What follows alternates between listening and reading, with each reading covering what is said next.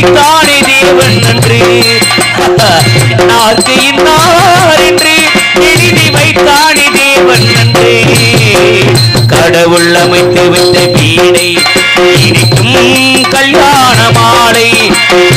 நான் ஒரு விகடகவி, இங்கு நான் ஒரு கதை சொல்வேன். ஓங்கிய பெரும் காடு,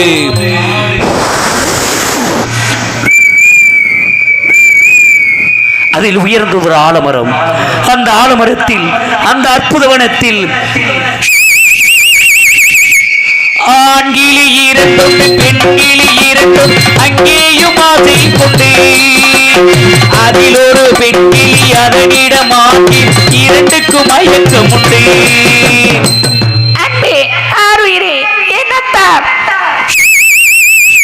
கடவுள் அமைத்து வைத்த வீடை இணைக்கும் கல்யாணம்